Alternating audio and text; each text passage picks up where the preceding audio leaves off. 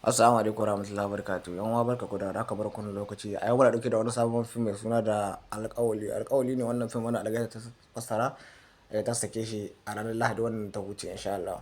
Waɗanda suke buƙatar shiga cikin tsarin namu da VIP sai su yi mu ta lambobin mu ta yadda za su samu waɗannan sababbin fina-finai. Algaita Sultan Yusuf Zamani daga kowane kamfani dai insha Allah za ka iya samun waɗannan sababbin fina-finai a kowane lokaci. Sannan muna miƙa godiyar mu ga mutane na 'yan Nijeriya, Libya da dukkan dai wasu ƙasashe na waje kamar da kuke ƙoƙari kuna bibiyar mu a cikin wannan shafin namu. Ku daure ku tai muna sharing ɗin wannan bidiyon ta yadda za mu dinga kawo muku tallace-tallace na group ɗin mu na VIP kenan wanda za ku iya samun duk wani sabon film da zarar an sake shi insha Allah.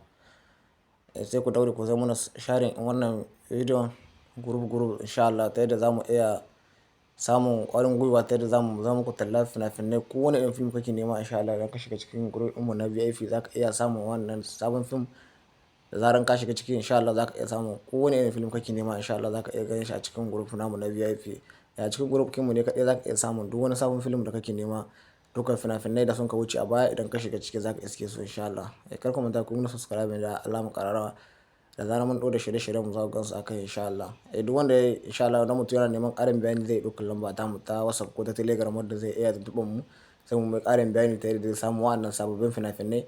Da zarar mun ɗora fina-finan mu insha Allah za ku iya samun su a cikin group namu na VIP a duk insha Allah wanda ake biya duk wata.